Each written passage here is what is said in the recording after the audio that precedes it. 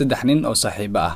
midka koowaad waa shakhsi taajir ah, midka labaad iyo kan saddexaad waa laba shakhsi oo fuqara ah. shakhsigii qaniga ahaa ayaa ku yidhi, ka warrama haddii saddexdeena ninba habeenna marti qaado. way ka aqbaleen. waxaa nasiib u yeeshay habeenkii koowaad ninkii taajirka ahaa. waxa uu u sheegay shaqaalaha gurigiisa in caawa ay marti u soo socoto una diyaariyaan cunto fiican. sidii uu rabay ayay wax u dhaceen.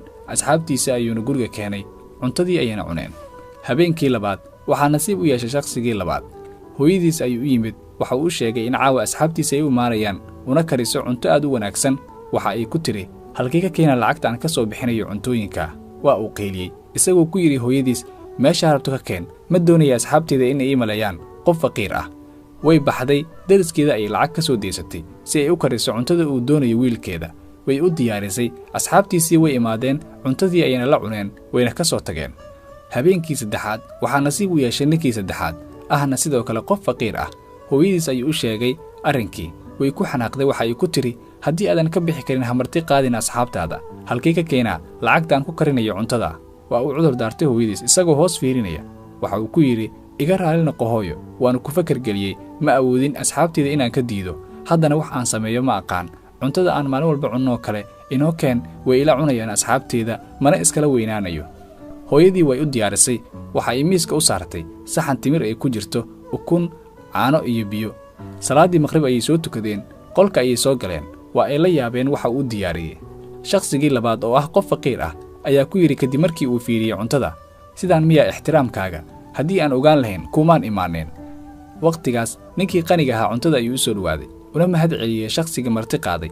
isagoo cunaya ayuu yidhi, caawa martiqaad wanaagsan ayaa inoo samaysay. shakhsigii labaad waa la yaabay hadalka ninka qaniga. waxa uu ku yidhi, waan baxayaa, maqaayaddii igu dhow ayaan cunto ka doonanaa. waana baxay.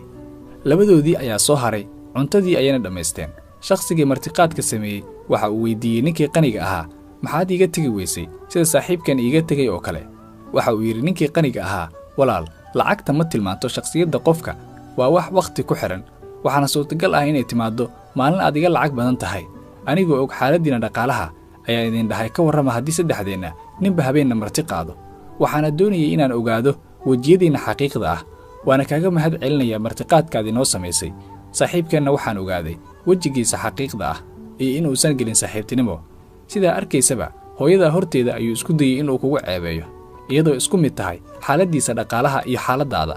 laakiin waxa uu gashtay dharka isla weynida si uu ii tuso inuu yahay qof qani ah. laakiin adiga waxaad tahay qof wanaagsan oo nolol aan isla weyni lahayn ku nool. mana kaa muuqato inaad tahay qof aniga iga liita.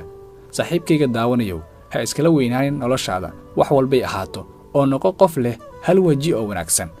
waad ku mahadsan tahay daawashada muuqaalkan. haddii aad ku cusub tahay, sabskraib dheh janalka maanta si ay kuu soo gaaraan muuqaalada cusub.